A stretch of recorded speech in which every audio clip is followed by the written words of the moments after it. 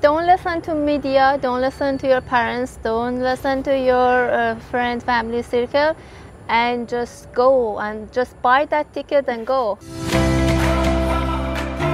您现在收听的节目是 Fly with Lily 的英语学习节目，学英语环游世界。我是主播 Lily Wong。这个节目是要帮助你更好的学习英语，打破自己的局限，并且勇敢的去圆梦。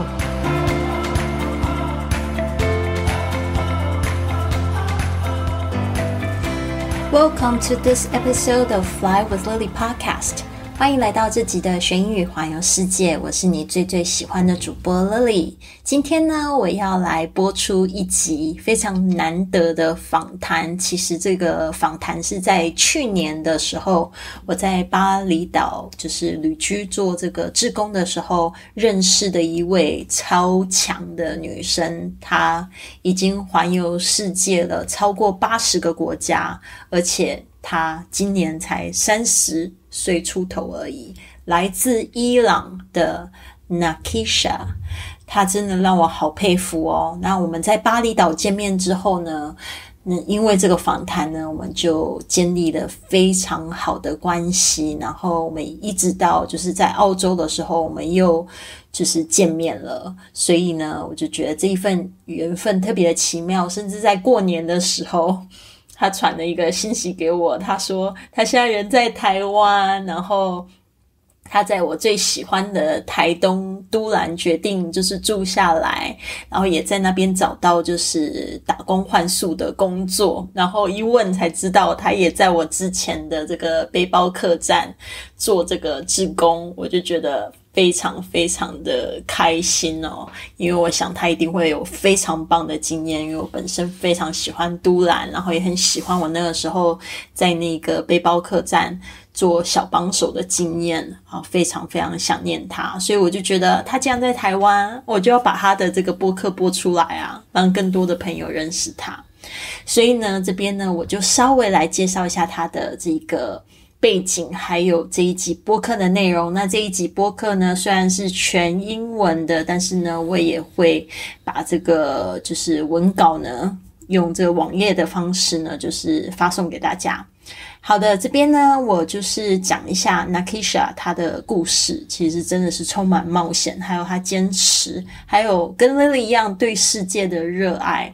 她是一位来自伊朗的女性，她24岁的时候移民美国，并在2020年开始了她的全球旅行。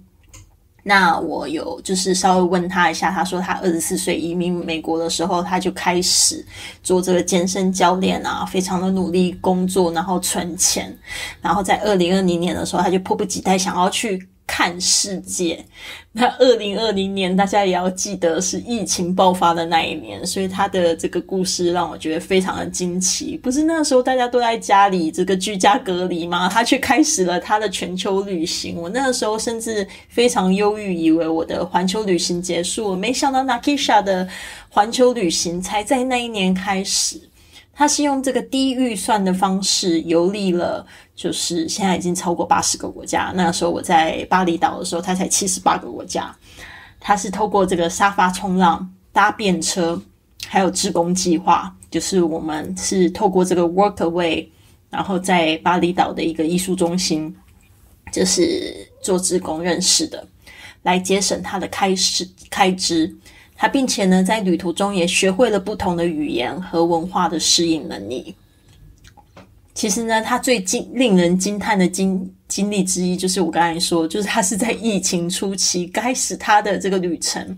当全世界都封锁的时候，他却困在这个智利的巴塔哥尼亚7个月，这也成为他最难忘的经历之一。此外呢，他还勇敢地前往阿富汗、巴基斯坦等地，并亲眼见证了贫困还有战争带来的影响。那 Nakisa 呢，他会在这个访谈里面提供了非常多低成本的旅行技巧，例如第一个呢，优先选择陆路旅行，一个大洲一个大洲的探索。我是最近才真的是学会了这一个陆路旅行，真的可以为你省很多钱。我觉得我以前的旅行都太夸张了，都从这个美洲飞到亚洲，亚洲又飞到南美洲，真的是太花钱了。他也就是重新鼓励我利用这个 Couchsurfing 就是沙发冲浪，还有就是 Workaway 也是我最近很喜欢的一个旅行的方式，来降低这个住宿的开销。另外呢，他还有搭便车来代替公共交通，我真的觉得他太强了。然后还有就是他也避免在观光区的餐厅用餐，他都是自己下厨，那非不得已才会就是去外面就是吃这样子。还有呢，他会学习当地的语言，并且使用这个谷歌的翻译或者是肢体的语言进行沟通。那他的旅行哲学是不要听媒体，不要听父母或者是朋友的恐惧，听从自己的内心，买下机票开始旅程。就是节目一开始你听到的那一段话，他说 Don't listen to the media， 他说不要听媒体说的， Don't listen to your parents， 不要听你父母说的， or friends fears， 特别是朋友的他们的恐惧。他们通常会阻止你呢，是因为他们想到他们自己做不到。那一旦呢，就是你听了那些没有梦想成真的人的建议的时候，你就是要为他们的生活方式买单，你知道吗？ So listen to your own heart， 你必须要能够倾听自己内心的声音。所以为什么我们要强调这个要常常做这个打坐练习，不然这个世界太嘈杂，你根本就听不到自己的心声。And buy that ticket and just go， 就是呢买那一张机票然后就去吧。所以呢一开始他是说这句话 Don't listen to the media, don't listen to your parents or friends' fears, listen to your own heart, buy that ticket and just go。我真的非常非常的佩服 Nakisa， 特别是就是我们在巴厘岛认识见面的时候，他也鼓舞我非常多。跟他讲话才发现我对旅行啊，对我的生活还是有非常多负面的这些想法，都在他的就是这么 chill 的一种生活态度呢，被他感动了。所以呢，这一集呢，我真的建议大家就是去认真的收听，因为我们两个都不是母语人士哦，他是来自伊朗，然后我也不是说英语为母语者，我也是后来自学英语。那所以我觉得我们的英语应该算是比较好懂的吧。那如果听不懂没有关系，我会尽量呢，希望今天这个有办法把这个文本贴到这个文本稿里面，但是没有办法的话，我也就是想办法咯。希望大家呢也可以透过 AI 文稿，然后来就是进行收听。好的，那这边呢就要考大家，就是Nakisa到底一个月的预算是多少钱？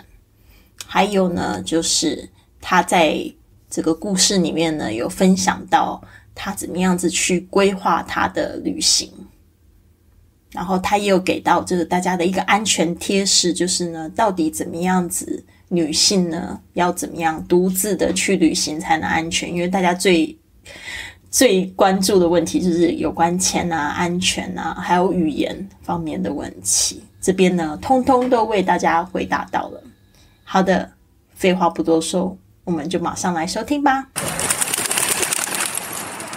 We are here and you are watching Fly with Lily, and this is one of the first English podcasts that I really want to do. Well, I used to make a lot of bilingual podcast episodes, but now I really want to just make the full English one and introduce the people I met on my journey who are very interesting, and then they are able to provide value. So today here I'm at Bali. Here the place is called Shankari Art Studio, Art Century. I'm here doing volunteer work. This is my end of 5th week actually, so I've been here like more than a month, and I met someone whose story is quite interesting.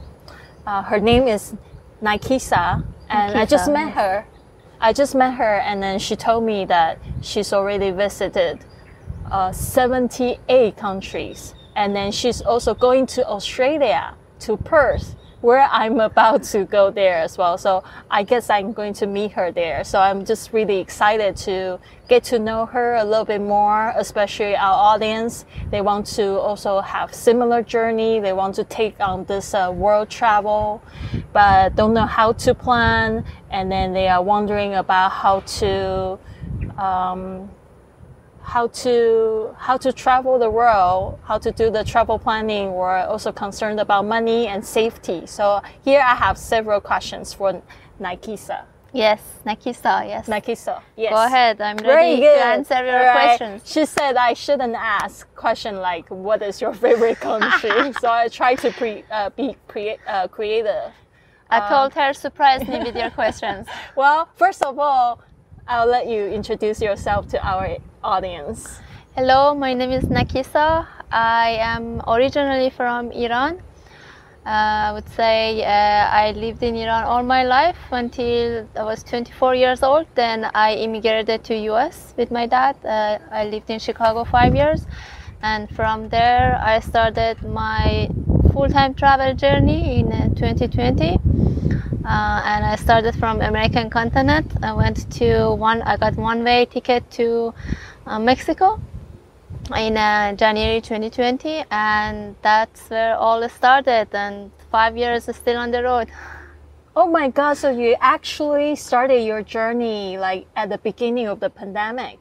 Yes. I traveled 2 months, and in March, where I was in south of Chile, Patagonia.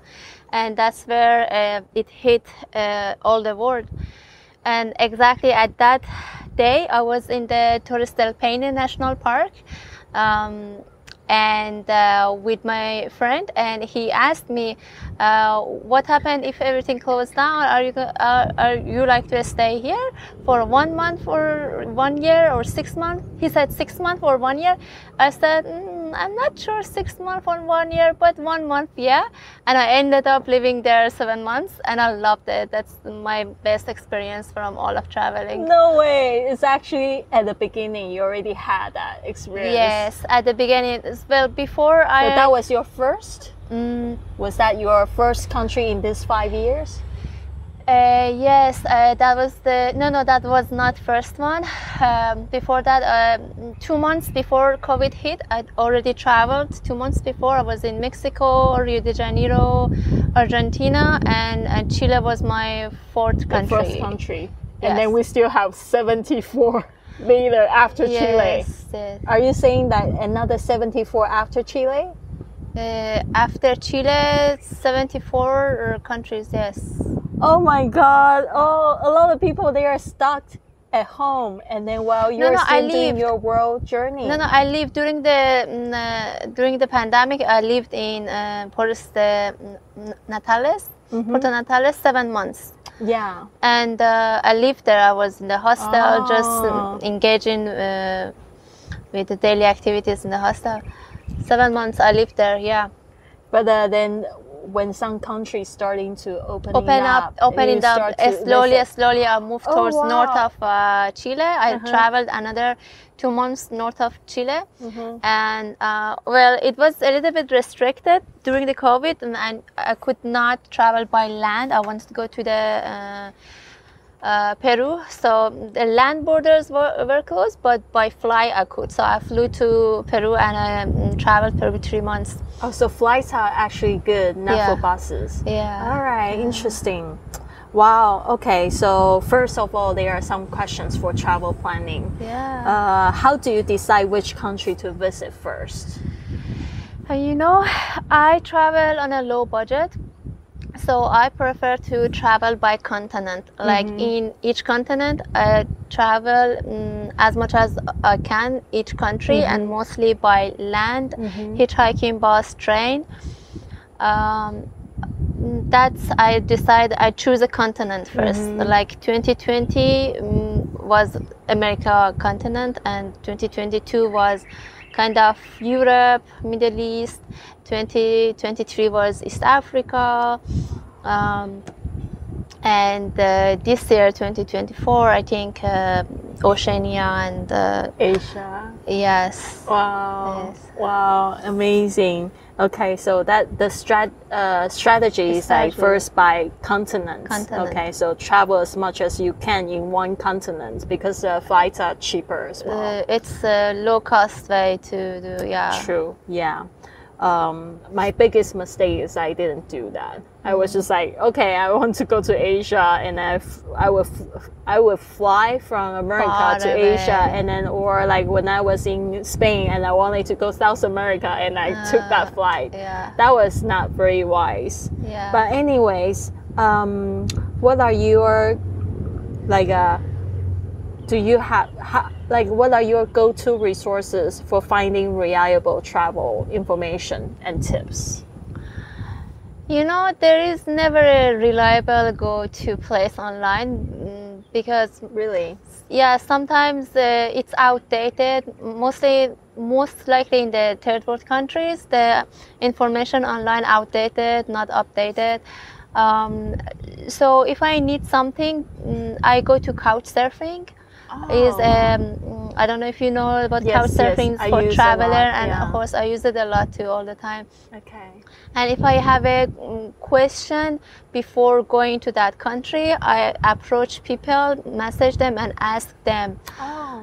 This way I get insight from the people that are already in the country. Amazing. So you mean like Couchsurfing people, they answer your questions? Yes, Oh, yes. that's so nice. Yes. Oh, I didn't know like people are still active after pandemic, because I was using it a lot in 2019. Yes. But like what I was thinking, like because they are also like charged a membership fee. Yes. It's still very active, and I think it's just a very small fee. I think $10 per year, and it's worth it for me.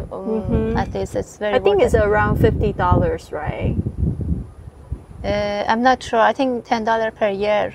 $10 per year. Oh, I need to check. Yeah. But anyways, even if it's 50, I think for the verification was Right. 50. Okay. All right. Yeah. So use Couchsurfing. What else? Because we are on Workaway. Workaway. I rarely use Workaway. Here is my third Workaway. The third one. Yeah. Mine is the sixth one. Sixth one. Yes. Unfortunately, I don't know. The response rate on Workaway is low, and I'm very spontaneous person. I feel like for Workaway, you need to approach people at least 2 or 3 weeks in advance. So I feel like response rate on Workaway is very low for me. Oh, it's lower than spontaneously Couchsurfing. travel. Yeah. Okay, great. Yeah. So, how do you stay updated? Like, for example, the visa information can change. Is that also the Couchsurfers they can? There is one website. Actually, my friend introduced me. I think it's IATA, something like that. Yeah, to check your visa check status? my visa. Okay. For like which countries I need visa, which countries I don't need visa. Yeah, true. I have found website like I use that one. Okay, so you would just say that, okay, I'm having an American visa, like is it like a country list? They would list Actually, the for countries the you can list do. of the countries, I use Wikipedia. Oh, Wikipedia. Yeah, like American visa-free countries Wikipedia, and it gives me the list of all the countries. There's like green and red. Green like you don't need visa, and red you need to apply for visa. Okay, so how about those you need to apply for visa? Do you go there still? Yes, I actually recently came from Afghanistan and Pakistan. Such a sweet and sour experience. Yeah, I need to apply for a visa. It was like $80 for Afghanistan visa, and I think $20 or something for Pakistan visa. Yeah. Where did you apply it? Did you apply at home? No, I was in Kyrgyzstan when I applied. Kyrgyzstan. In Tajikistan. Actually, by land from Tajikistan, I came to Afghanistan.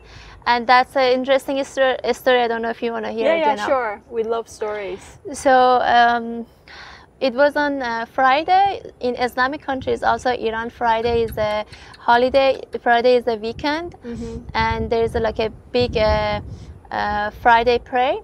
So I went by land from Tajikistan to Afghanistan, and it was Friday. So they said bank is closed, everything is closed because it's weekend in Afghanistan.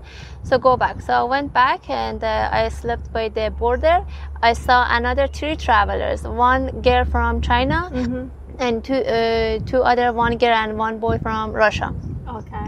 So we all slept by the border, and the next day, Saturday morning, we went to the border, and right by the border they issue visa. So we were there at 8 a.m.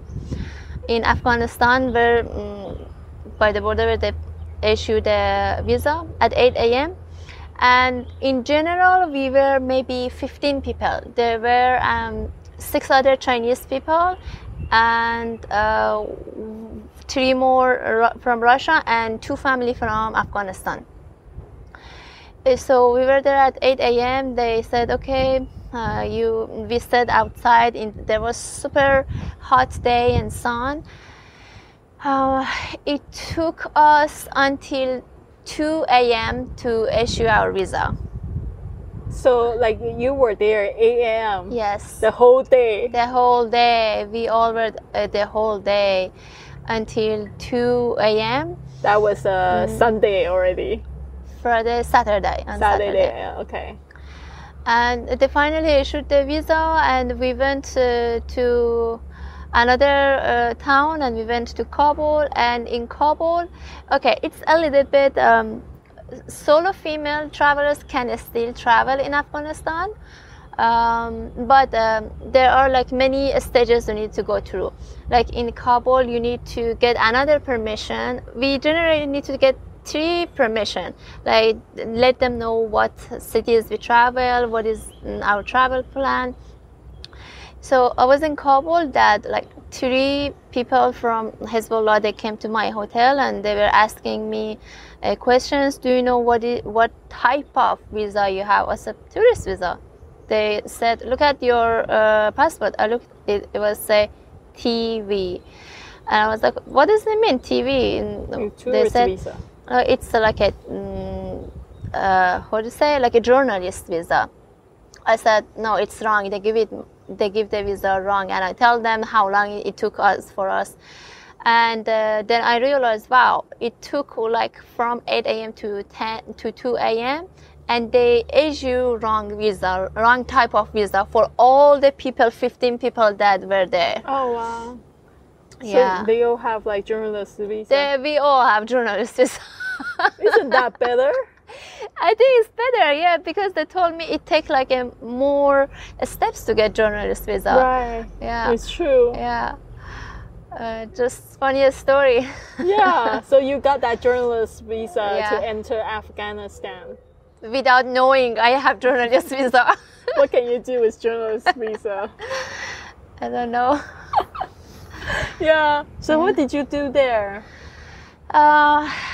Afghanistan, Kabul, I saw many small kids from the age of 5 years old, 6 years old, 7 years old, 10. Mostly boys. They were selling goods on the street, like gum, water, cucumber. And it made me extremely sad to see that situation really? of so kids. It's like really bad situation there. Yeah, many kids. I think that's the first country I saw this number of kids on the street selling goods. Okay. Even in Africa, I didn't see something like that. And you were also in Pakistan.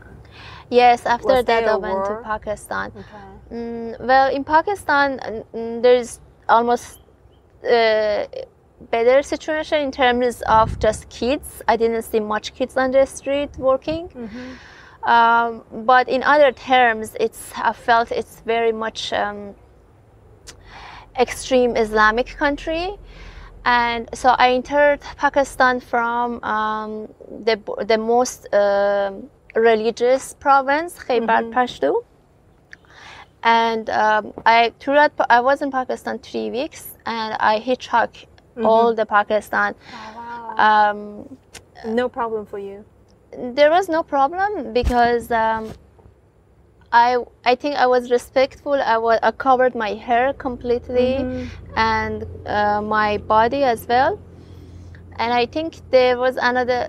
So when I hitchhiked, many people, almost all the people, asked about my religion. They asked me, "Are you Muslim?" And I said yes, even though I'm not Muslim. So. You are not, but you just had a little bit I'm like... atheist, yeah. But for my safety, I felt I need to say yes. Oh, really? Because I think that question was very important for them. That that was the first question they asked me when I saw me. Are you Muslim? Okay. So. Wow, interesting. Yeah. But later it was fine. No more like questions like, about religion. Yeah. All right, cool. Wow, what a story. And then what an adventure. I would probably, people would advise me not to go there, but you still go there. And then there were some travelers with you as well. Yes, many travelers going. Many travelers from going China, still. from Russia. Oh, wow. Wow, still. Nakisa 的故事是不是让你热血沸腾呢？他用行动告诉我们，只要勇敢踏出第一步，世界就在你脚下。如果你也想开始自己的冒险，但还在犹豫，不知道如何走出舒适圈，我特别准备了一本免费的离开舒适圈的中英文挑战手册。这本呢，手册不仅可以帮助你克服心理障碍，还提供具体的方法，让你可以勇敢的迈向未知的旅程。现在就到 flywithlily.com 免费下载，并让我们一起成长，迎接更大的世界。So that visa, that information is sorted out. You are very confident. You went to the dangerous places that we thought. But how about money? You said you are on a low budget.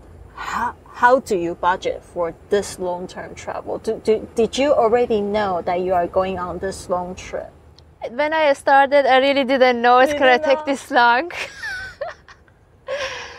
I really didn't know. I was like, okay, I just going out of US after 5 years and going to South America. Then it's like an addiction. It's like I didn't realize how fast time passed.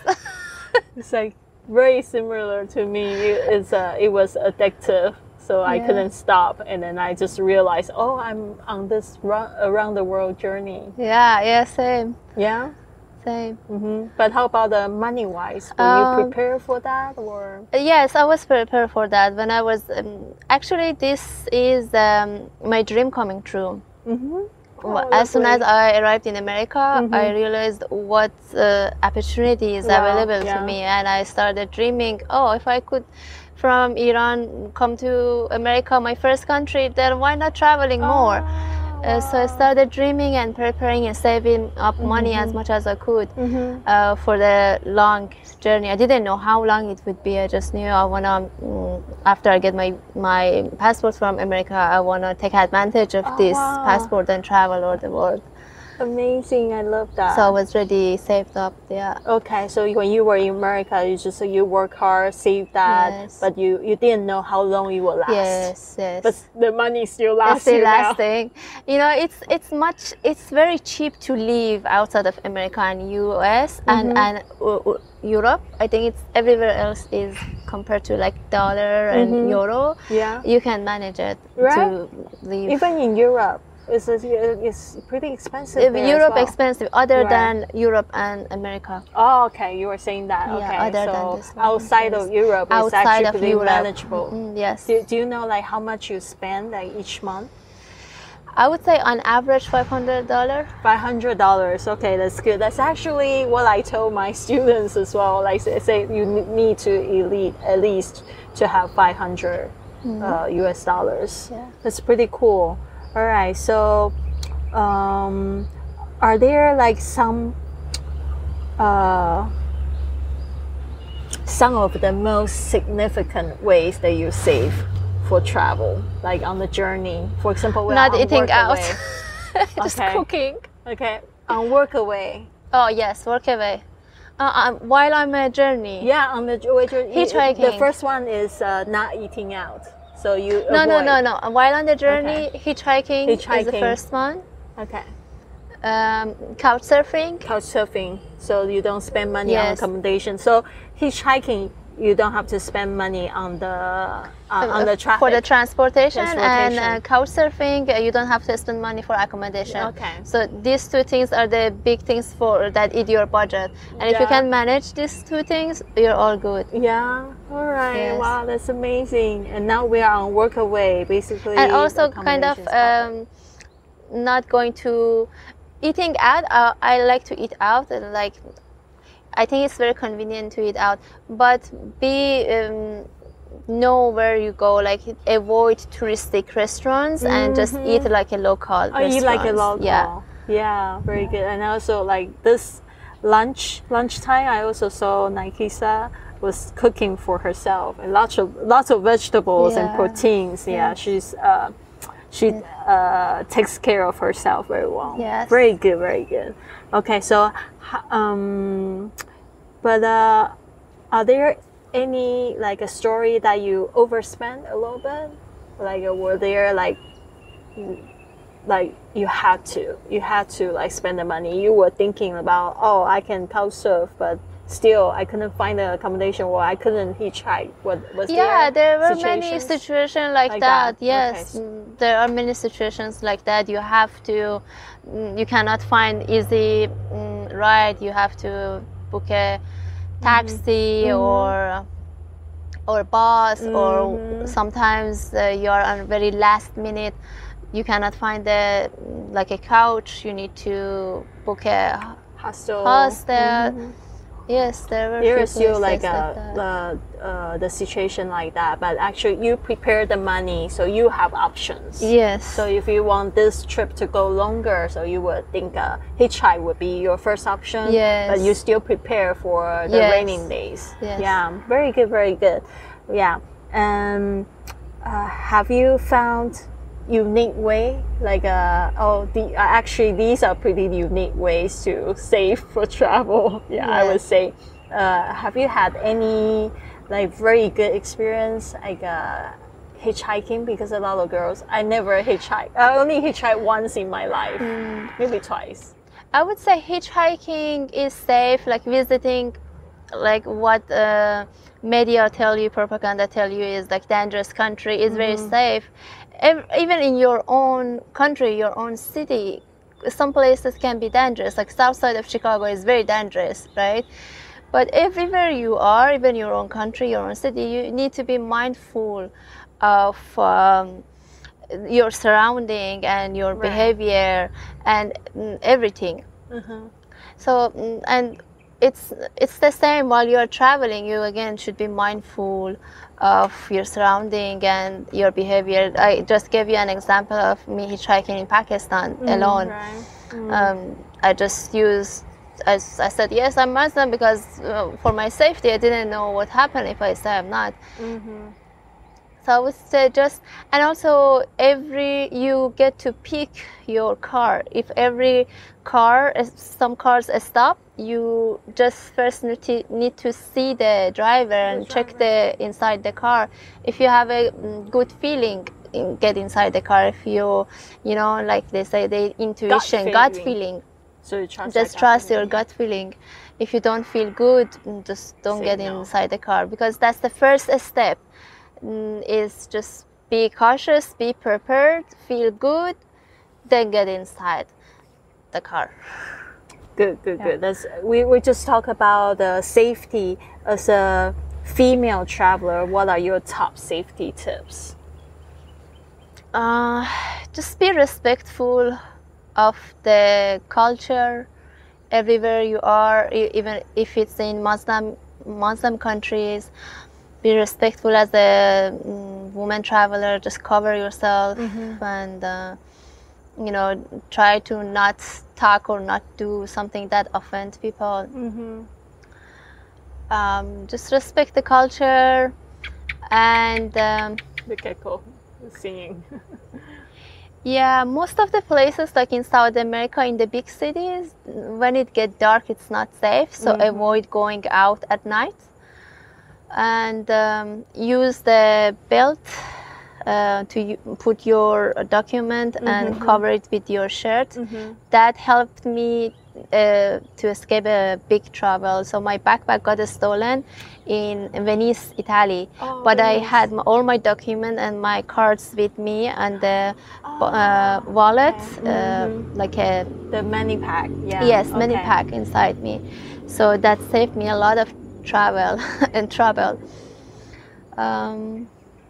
Yeah. Wow. See, even Europe can be dangerous, you know. These things happen. A lot of backpack. Stealing, they pickpocketing. steal your backpack. They pickpocket your wallet, and also they steal your phone, something like that.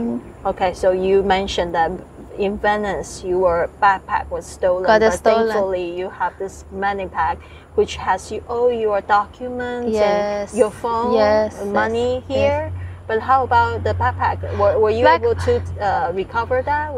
Backpack, I needed to buy other stuff. I had my laptop in it, and I had a good set of headphones. But that's okay. I guess that's just another lesson I learned. You know, everything happened. I just look at it as a lesson and I learn from it. Learning experience, yes.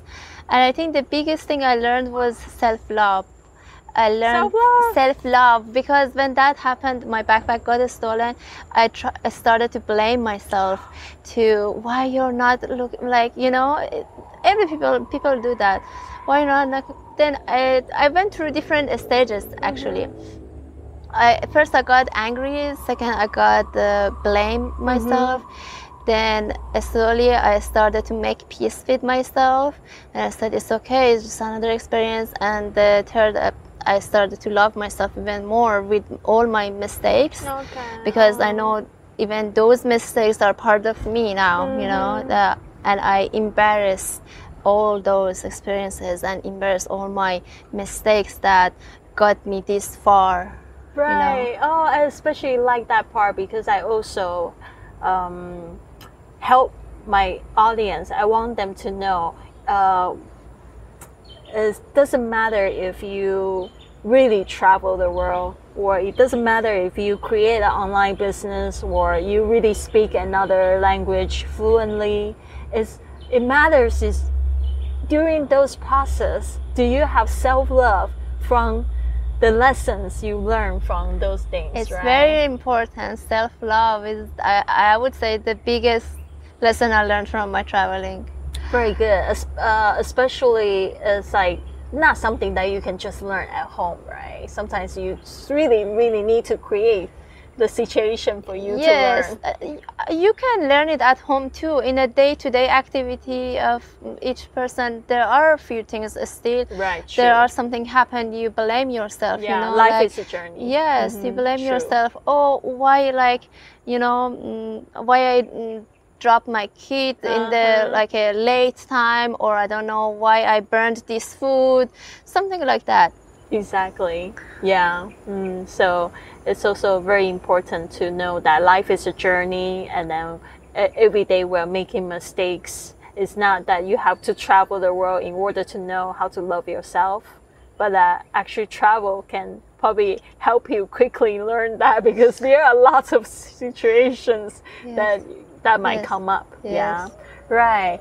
All right. So how about language barriers? You speak very, very fluent English, but how about you've been to the places that doesn't speak English, or the culture differences that keeps you safe and respect? Yes, language barriers. So when I started traveling South America, I did not speak one word of Spanish, and I had to learn Spanish in the worst place on earth you can learn Spanish, which is south of Chile, Patagonia. We talk about that. Because the people there, they speak very fast with lots of slangs and with different accents. But anyway, that was my starting point.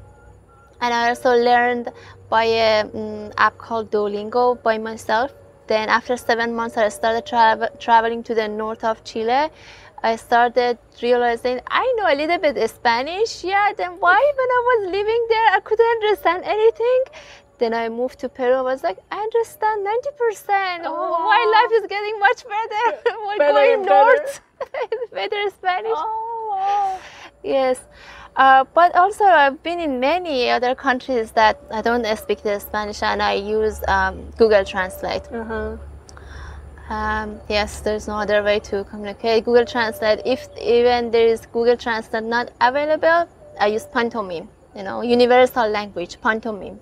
What is pantomime? Pantomime is like when you try to communicate with someone without language, like when you want to eat food, you so pantomime means like make the gesture with your hand, with your face to communicate non-verbally. And to be like to show. Like food like this, or like sleep like this. What else? If I want to say my light bulb is broken. Money like this. Money like this. Okay. The very like survival pantomime. Okay. Just to survive. Wow. Okay. The body language. Body language. Yes. Body language. Yeah. Okay. Very good. But is there any case that get you into trouble? Like some misunderstanding that. From using body language, there are many. Like if I use language, there would be misunderstanding because I don't understand them, they don't understand me. But I think like the very basic one, like food is like universal, like this is like a sleep, universal things. I think people mostly understand me when I use body language. Okay, that's great, that's good. Good to know. All right, so now, safety. Yeah, you have to respect the culture, maybe read a little bit before you go into the country, and also like the language barrier. Well, just start learning another language. Your life will get better and better. If it's not working, try your body language. All right. So far, Nakisa have no problem, so you can do it. She's like tiny, even tinier than me, and she's been to 78, going to be like 80 countries more. That's amazing. All right, so what has been your most memorable travel experiences so far? Memorable. Does it change your perspective or change your life forever? Memorable. Every single experience is very unique, but what I remember, stuck in my memory a lot, is South America. I think it's because that was a starting of my journey. Yeah, exactly. I think that's the reason it's stuck in my mind, because that was the starting. And it's like you were the travel baby, they were your parents. Yes, something like that. Yeah, and they taught you a lot. Yeah. Interesting. Yeah, was there like one experience, because our audience really loves story, like one experience that happened there that you taught you a lot, make you cry, or make you really happy? Many things made me cry. Yeah? Afghanistan, I was just couldn't stop crying seeing all these kids. And in Lalibela, Ethiopia, again, it's super poverty, and in Lalibela they had war for many years, and the army used to go to the schools and they use the school book to warm them up. So they burn the school books to warm themselves up. And when I was in Lalibela, Ethiopia, there were so many kids. They were asking me to buy them book. See, how does this make you feel? Right. So yeah, there are many experiences like that. Yeah. You feel like, so much pain, so much suffering in the world, but what I can do? Yeah. What can we do, you think? Nothing. Nothing, really? We only have control over ourselves, right? If we work on our self-improvement, I think it's a big step. If each one of us work on ourselves, then what happens? The majority of us work on ourselves, and we become one conscience, right? So I think just working on yourself, Yeah. it's a step to a better world. Yeah, true. Yeah, it's like in my podcast, I often talk about like when I was younger, in my 20s, I really want to change the world. And then I just started, like now it's my belief that I have to change myself first. Yes. Become a better person, or like to think more positively, like to think different perspective, and then become more well-rounded person, and then I probably can influence others. Exactly. And then make the world become better. Very good, very good. And what would be your advice to give women who dream of traveling like you, but they are hesitant to take that step? I would say, don't listen to media, don't listen to your parents, don't listen to your friends, family circle, and just go and just buy that ticket and go. True. Yeah. But to listen to your heart. Your own heart, your own gut, yes. Right, true. Yeah. I was very lucky, like my friends, they were very supportive. Even my father, when he was alive, he was like really proud of me doing this, because I said that my dream was to see the world, and he couldn't see the world because of failure of the business, or lots of things, sickness and stuff like that. So I was very lucky, but I also knew, just like you said, don't listen to the negative voice. Yeah, what you want, you only know, and also you only know what you want. You are the only person who knows what you want. Nobody else knows. And then also, like, you only live once, what do you want to do with this life, if you're listening to other people's lifestyle. You live other people's life. Yeah, listen to other people's opinion, you live other people's lifestyle.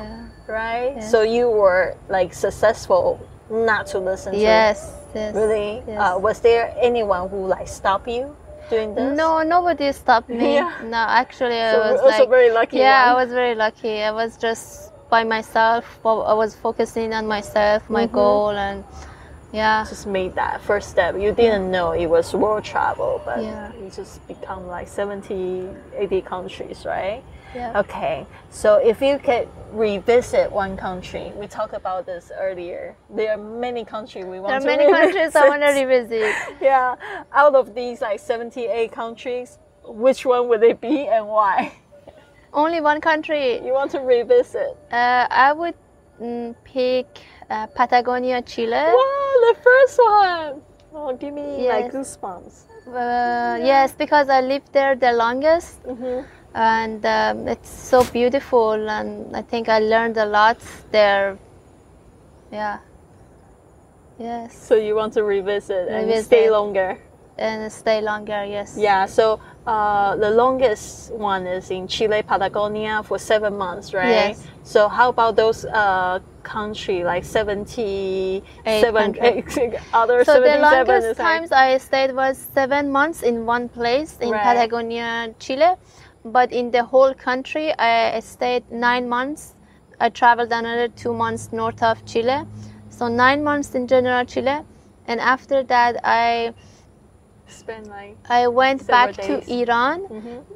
So I was 5 years in Chicago, and another 3 years I was traveling. So after 8 years, I went back to Iran and traveled Iran 7 months. So 2 months I was staying in one place. 4 months I traveled in Iran. So yeah, during these 5 years, the longest I stayed was like 7 months, one place, 7 months, one country, Iran and Chile. But I stayed like 1 month Thailand, 1 month, I don't know, like 2 months I went back to America. Then I guess like 1 month in each country is the longest I think I stayed. Yeah. Like 3 months in Peru I was. 3 months in Peru. But there are some countries, do you also like stay only 1 day or just passing by? Yes. Not maybe 1 day, but 1 week. 1 week. Okay, so the shortest one would be 1 week. Actually, there is a small country in south of South America. I did just 1 day trip. I'm gonna tell you the name of the country. Is Paraguay? Not Uruguay. Uruguay. I did just 1 day there. Okay, one but day. the other country you try to stay at least a week. Yes. Oh, that's nice, lovely. Yeah, because there were countries I only stay like passing by for maybe not even a day. I counted one country I really want to revisit. Yeah. All right, that was wonderful. All right, so our audience also love to meet you. Like if they want to write to you, do you have some contact for them? What is your contact? Yes, I'm active on Instagram and YouTube, and on both they can find me Nakisa Shah. Shah, S-H-A. Nakisa S-H-A-H. Yes. Okay, one word. Yes. Nakisa Shah. Yes. Okay. All right. So also on YouTube, you have YouTube channel. YouTube. Yes. You talk to your channel as well. Yes. That's wonderful. Yes. Lovely. Thank you so much. Thank you for having me. Lovely. You see.